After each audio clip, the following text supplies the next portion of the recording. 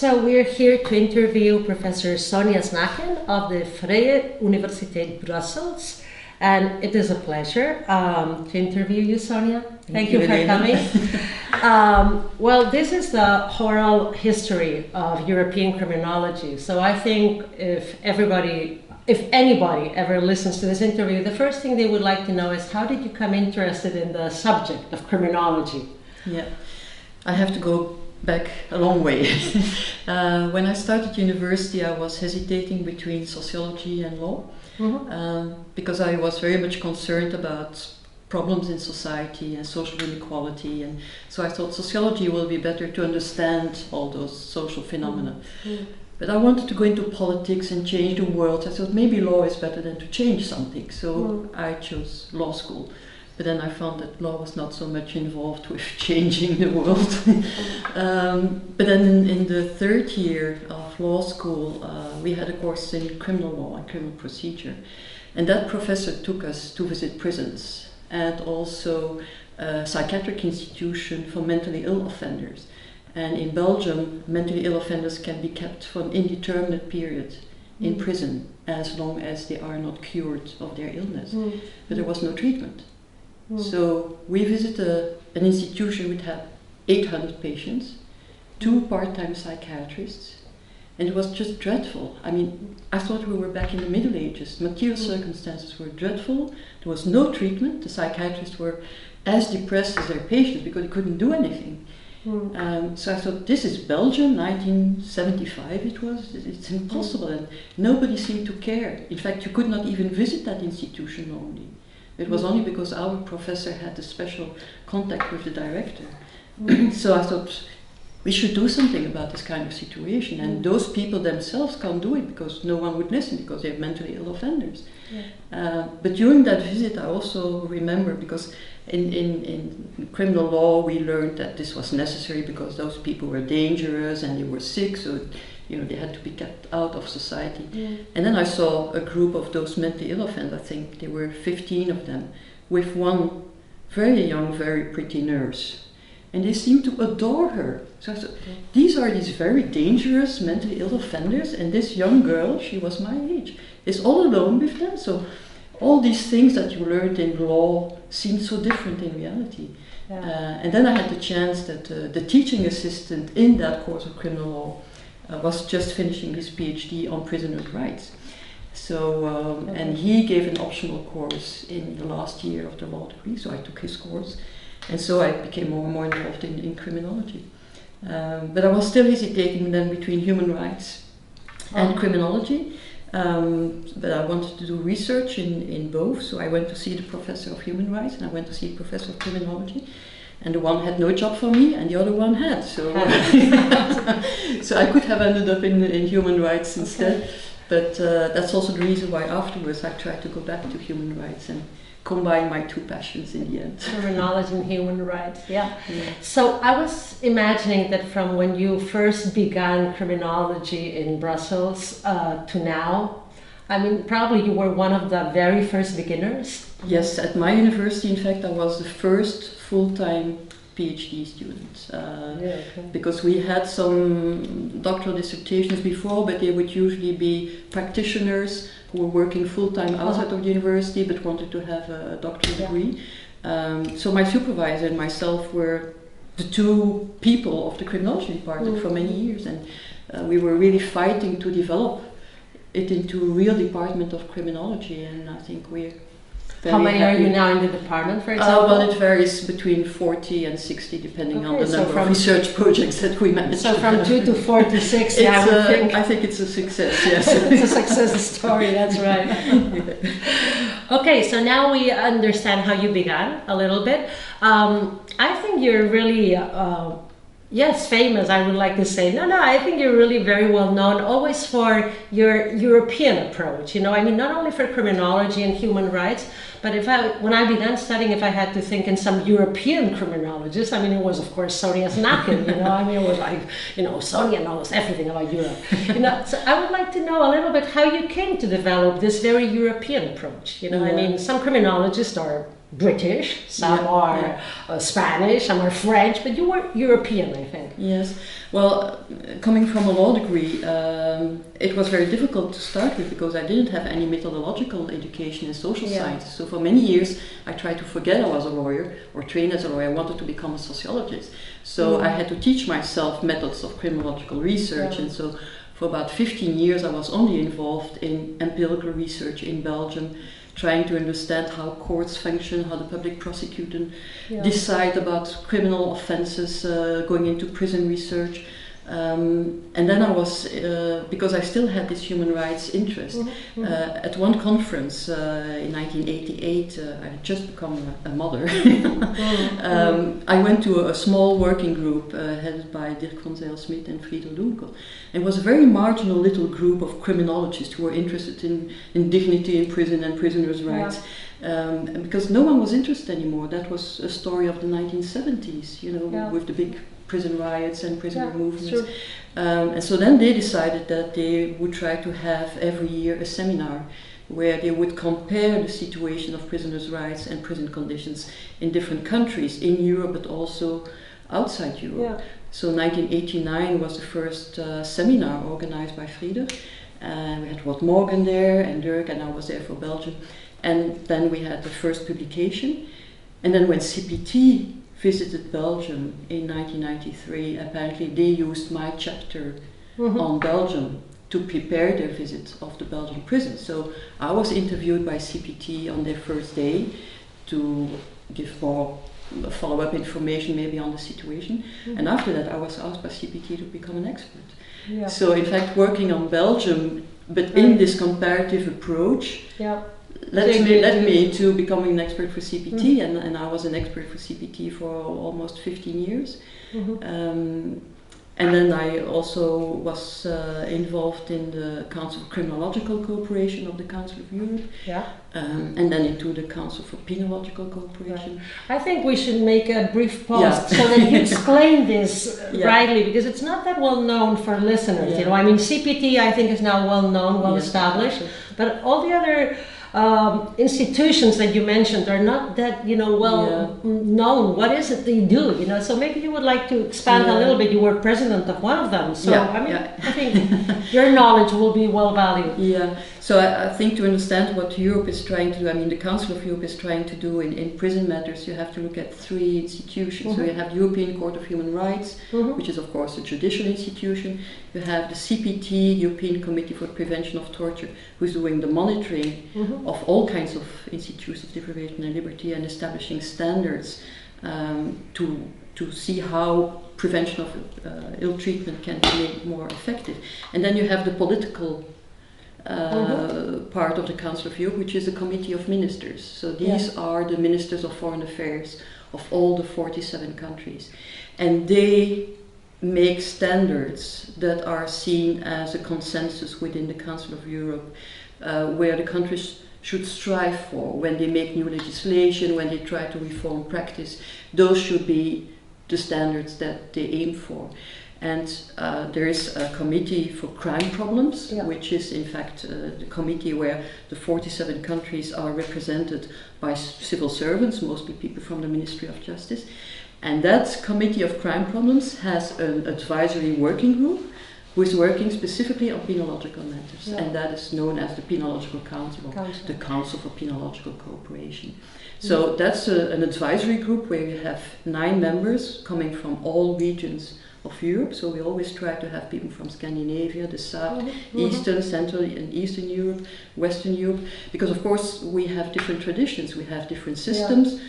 Prison systems are very different, probation services, some of the Eastern European countries are just establishing them now. So that was something I really liked, finding consensus that is agreeable to all those different traditions and all those different situations. So I started by being a member for 5 years. That was a period when European prison rules were drafted, the rules on long-term prisoners, on parole. So because I had done a lot of research in Belgium on those issues with my PhDs, on long-term prisons, for example, with Hilde Turex, on sentencing with Crystal Bays. So I had my experience from the Belgian part. I had my CPT experience in different regions of Europe, because I had visited many Eastern European prisons with CPT. So that gave me some backbone to try to find a consensus, because I knew the sensibilities in Eastern Europe, and I had been to the Baltic states. I knew about the Soviet legacy of those systems. So it was really, I think, the mixture of everything that I had been doing that allowed me then to become president of and then I was re-elected, so I was president for 6 years. Until a member starts saying, "No, this starts looking like the Soviet regime, so we should have someone else now." Well, they sure lost it. Okay. No, just I want to make another, but it's more an academic question, but maybe they will also like to hear what would be your evaluation of this European prison rules, or for those recommendations you make. I know it's easy to say, oh, they have no effect, but probably they do have some effect, and you have some thoughts about it, you know? I mean, yeah, well, I think both from cooperating in the drafting of the two major prison laws in Belgium, and cooperating in the drafting of these standards with the Penological Council and helping to establish some of the standards for the CPT. I think the first victory that you find is that you find a consensus, that people are willing to draft this, because that is absolutely not evident, you know. And we had a lot of discussions within the Penological Council, because people were saying, well, we don't do it like that, you know, so why should we change it? So you have a whole exercise to start with, to trying to find this consensus. And then we had to defend it for the CDPC, for the Committee on Crime Problems. And there you have the civil servants who have their Minister of Justice behind them and say, well, you know, our public will not like this. And how far is this binding if we put something in those rules? And you could also see when I became a president that the political pressure was increasing. And that was due to the fact that European Court of Human Rights was increasingly referring to those standards, both the CPT standards and the standards that were developed by our committee and were agreed to by the Committee on Crime Problems. So they wanted to have more control over what we were drafting. And especially on some topics. For example, I had to defend the recommendation on foreign national prisoners. And you could see that that was a very sensitive issue. And some of the countries you would not expect, you know, the more liberal Western European countries, you know, known for their defense of human rights, were very restricted.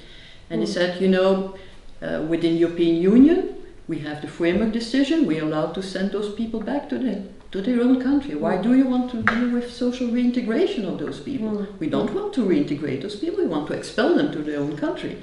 So some topics are much more sensitive than others, of course. If you deal with rights of victims, of course, you will have much easier solidarity than if you're dealing with unpopular minorities like prisoners or especially migrants at this time. So of course the political aspect is always there.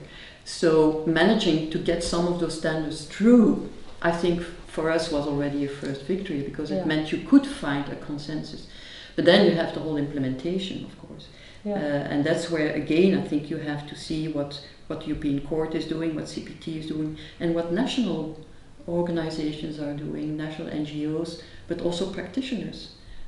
We have also found during our CPT visits that sometimes the practitioners were very happy with the CPT visit, because they, you know, these criticisms you have, that's what we have been telling for years, but nobody wants to listen, because it means they have to give more funding to prisons, and they don't want to give funding to prisons. So having an official CPT report and having European prison rules as standards can help practitioners to have some reforms they want anyway.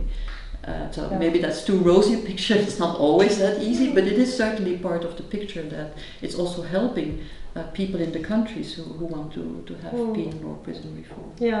No, I don't think it's too rosy. I had a nice anecdote of when I was interviewing inside prisons, and a prisoner came to me and he said, "There's no justice in Spain. We can only expect something from Strasbourg." Come on this prisoner knows more than the majority of criminology students, right? So I think, it begins to be an awareness. Okay, would you say that all this second part of your life, this European work, with a culmination, or the point of it was the book you wrote with Dirk, the European Principles and Prison Law and Policies? Yes, absolutely. I think again this ambivalence or the combination of being a scientific empirical researcher and being involved in these human rights standards for me was absolutely necessary, because I found that, as I said, the way I could contribute to those standards was because I had this empirical research experience, and vice versa. Being involved in those standards made me look in a different way at my own empirical research. And that's because Dirk was one of the drafters of the European prison rules, and also some of the other recommendations. So we had been working together on those rules. We were working together, as I said, since 1989 in those small working groups that we had on prisoners' rights. So this combined cooperation made us think, well, we should really put it into a book. And in fact, we wrote it in 1 year. Because it was based on so much of our work that we have been doing. And of course, it was really the aim to show the integration of scientific social empirical research in prisons and human rights standards, and how the one should legitimize the other. But then again, this is now 10 years ago. Things have changed. 10 years is still reasonable. Yeah, but things have changed, and political pressure is certainly increasing, and penal populism and political populism is increasing. So we don't know what will happen, but I think that integration of the scientific and the more humanitarian human rights values, I think, is still important, and it had a lot of good reactions, and so we're quite proud of that book. Okay, so to the listener, she's too modest to say it, but this book is known as the Bible of the European Court of Human Rights. So that's the book Sonja wrote with Dirk and Smith. Okay, we covered second stage of your research life. So what would you say now? You were speaking of the changes, political pressure, more conservative times. So what are you doing right now? I mean, what is it that is concerning you right now? What is it that you're working? Where are your thoughts right now? Yeah, well, so on the one hand, I continue in the same area, but in fact, going back to my more scholarly part of trying to assess now what all those human rights standards mean in reality. Because there has been a lot of criticism that, this is just soft law, and it's just a rosy story of how prison should look like and how probation should look like, but reality is it's much dire. So that's something that I'm trying to do now with colleagues. So we're doing different special issues. We had one last year in crime law and social change on the effectiveness of CPT and other monitoring bodies in their own country, in their own situation. Does it really improve the conditions for prisoners? And I think, of course, the national researchers are best placed to do that. But the problem is, of course, that very often you don't have a starting point, you don't have a benchmarking. And of course, CPT and European standards are not the only ones who are involved in reform. You also have NGOs locally, you have practitioners, you have political parties who are involved in prison reform. So it's very difficult as a scientist again to say, well, this was the impact of those European standards, because they're mixed in many other things. But that's the kind of exercise that we're trying to do. So we've now submitted something for the European Journal of Criminology. Next year we will submit something also with Jonathan Simon. So outside of Europe as well, looking also to the United States, maybe Japan, really international level of effectiveness of monitoring. Because I go back to my first concern. This was also meant to have impact for the prisoners who, in many countries I have seen with CPT, are really in terrible situations. And now the challenge when you do that is that you must remain legitimate towards society, and society means the politicians, the practitioners, public opinion, victims, because of course I have sometimes received almost, hate phones by people saying, why are you concerned with prison's dignity? You should be concerned with victims' dignity. And unfortunately I could say, well, I am also concerned with victims' dignity because I have also done research on victims. And I have been the president of a reconciliation and mediation group in Brussels, try to have a more restorative justice approach to situation and dignity of offenders and victims. But so keeping this legitimacy of this kind of topics is becoming increasingly difficult, I think, and that's something that we have to be aware of because, of course, crime and punishment, we try to offer also rational answers and a rational analysis, but it's so emotional and understandably emotional. I mean, anyone who has been victim of crime, or imagine that your child is victim of crime, of course you're emotional. So we have to deal with those emotions as well, also in our research, I think. So that's something that I've been trying to do lately, looking to legitimacy of more moderate penal policies and how they can remain legitimate in the view of all those emotions, and how as a politician but also as a scientist you should deal with those emotions and which emotions lead you where. Because public opinion and public emotions are also very versatile. Sometimes there's also an outrage because you read something about what happened in a prison. When you look at the blogs of the newspapers, when it's about prisons, usually it's very negative. These are criminals, you should not be concerned about them.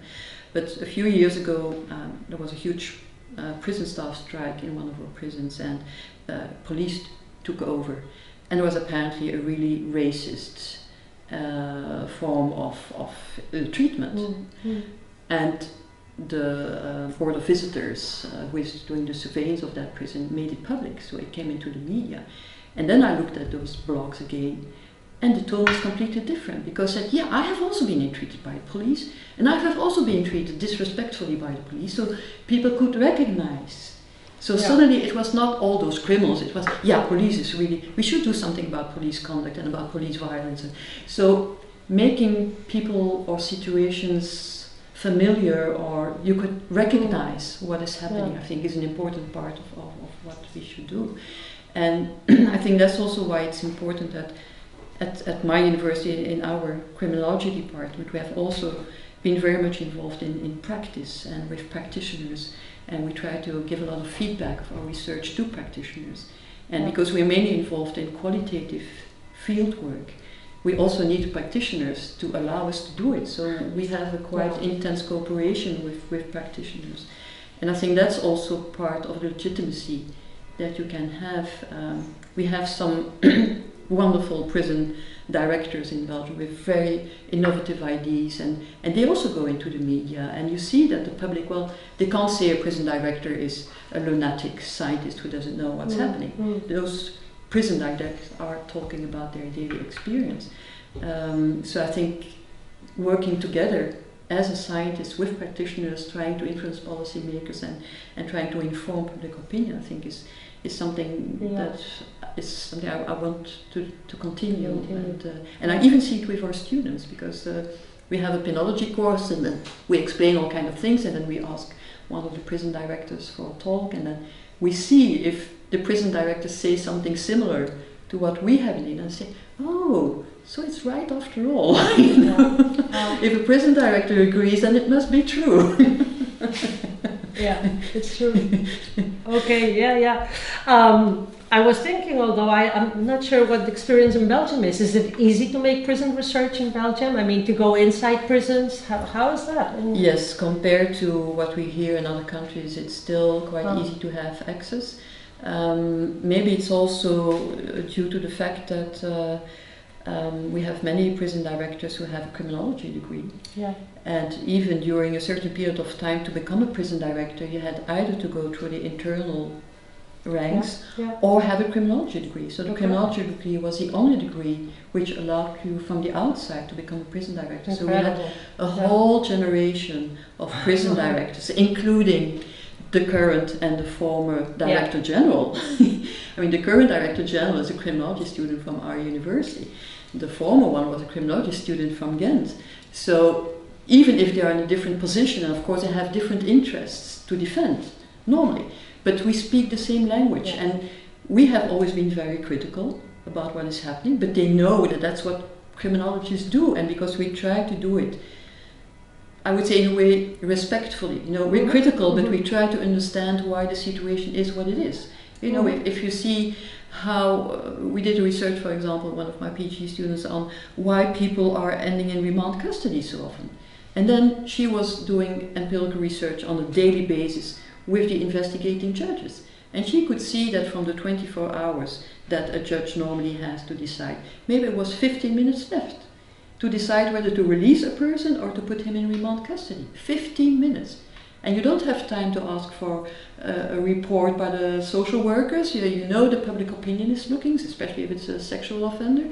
So you understand that they don't dare to take the risk anymore in Belgium, especially after the Dutroux case and all the terrible scandals that we had about that.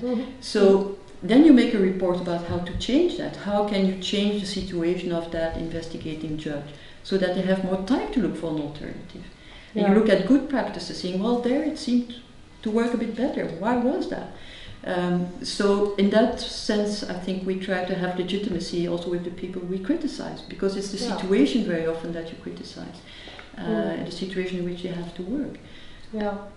That's very interesting. Also, what you tell us about the influence of criminology background, and education in people then occupying positions in the criminal justice system. Yeah. But that has changed now. We see that because managerialism has taken over so much more, of course, in all domains of society. It's no longer true that only a criminology degree can lead you to the function of prison director, and especially they have been looking from managerial backgrounds. And that, I think, can be a good way, because of course prisons have to be run also in an efficient way, but prisons are very specific forms of institutions, and I still think you really need penologists and criminologists to run prisons, to know that prisoners are also, they have certain specific characteristics, they come from specific backgrounds, they have specific, very often mentally ill problems, social problems. The group of the prison staff also is sometimes difficult to manage, because they're also facing difficult situations in prison, so we have very strong prison staff unions in Belgium, so it's a complex institution. No, I agree. Absolutely. Okay, so we're beginning to face our end. I would like also to ask you, since what we said, that being a European criminologist, you were president of the ESC, you won the award of the ESC in 2015, so maybe a question would also be general, more transversal. What is the challenge for European criminology? How do you see European criminology? Have you? Yeah, well, I think of course it's a kind of personal point of view, because I always tried to have this combination of scientific research and social impact and policy impact. But I think, and what you read of course in all countries, but not only in the Anglo-Saxon countries where it used to be, but we heard yesterday also in the Scandinavian countries, which were always known for having moderate and more humanistic values in punishment, that there also penal populism is increasing, and more largely I would say populist politics is increasing.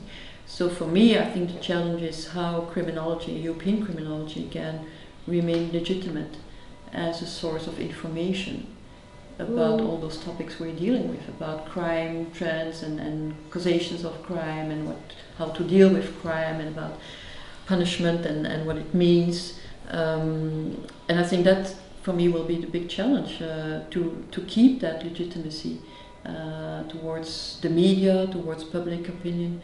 And I think it's also a challenge for universities, because in many countries, including my own, universities are now financed, or not financed, on the basis of their excellent research. And excellent research means only having international citations and publishing in international reviews. So we're forced to do that if our university has to stay alive. But how do you combine that with keeping this social legitimacy? Because of course the public is not reading Punishment and Society, this wonderful journal we have, but we have to do both. And I can see also from my younger colleagues that they're saying it's too much, we can't do it. You know, we also have a family, have a normal holiday, you know, not writing a book during your holiday, as we did. And I understand. So I think there's a lot of pressure, both from the university to have this excellence, from society, what our criminology is doing, and a work-life balance. You know, we still want to have a dignified life ourselves. Yeah. So I really think the academic world should reconsider, and the politicians should reconsider, if they want academics to be socially valuable.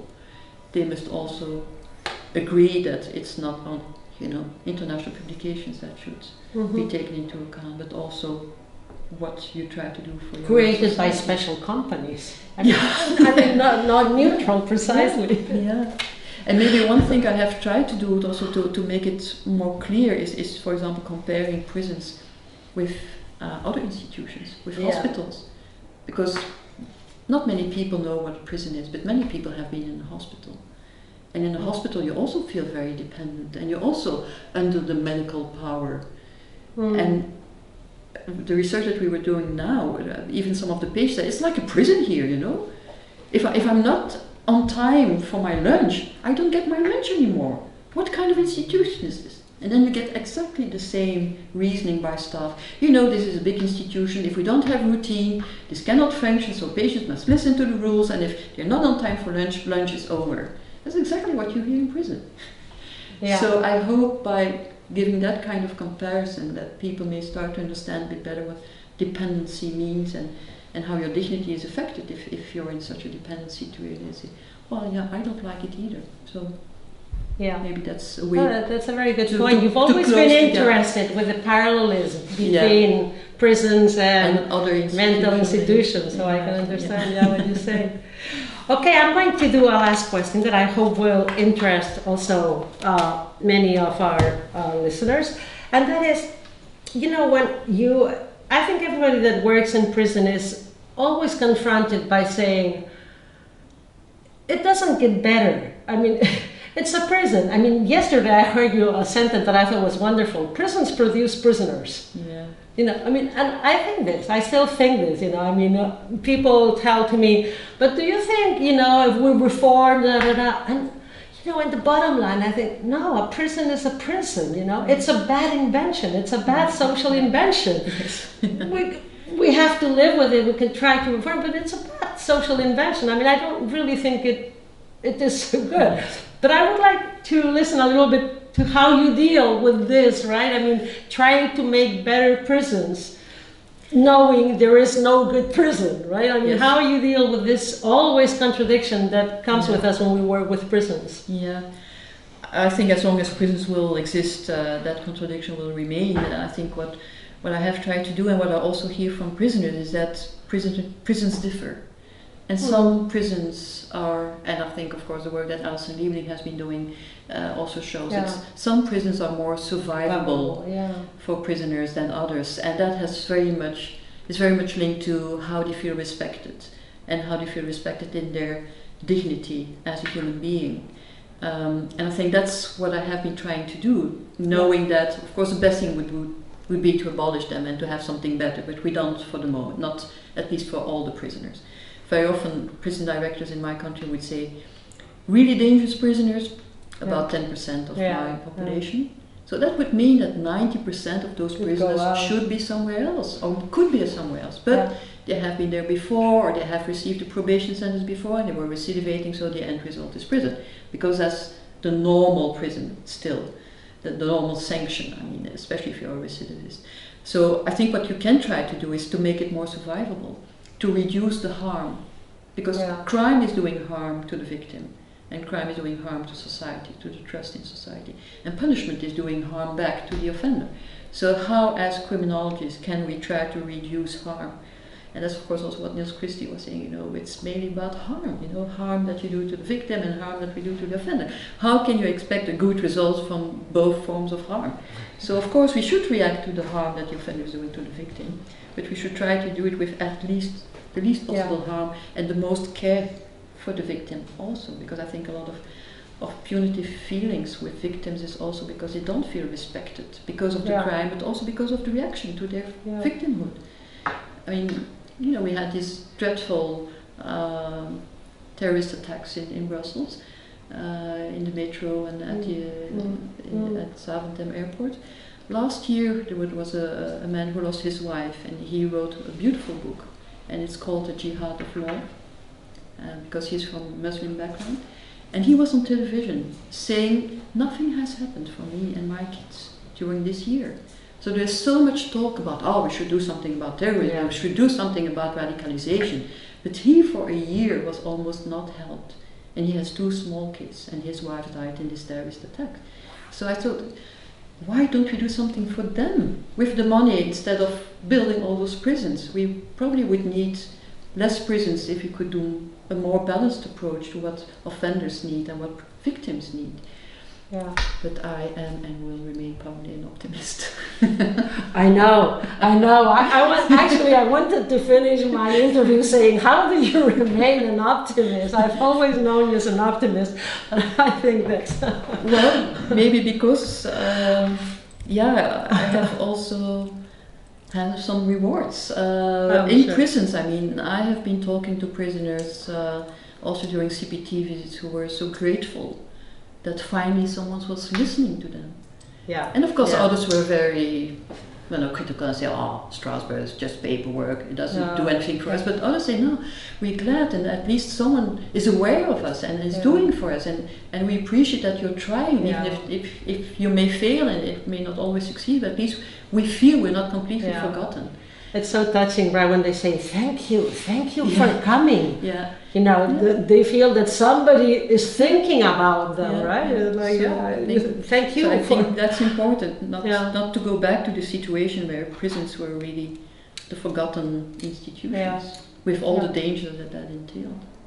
Sure. And I have wonderful colleagues and a whole new generation in Europe and abroad who is trying to do the same, so that gives me also some hope that when I retire next year, others will go on, including my own daughter. Great.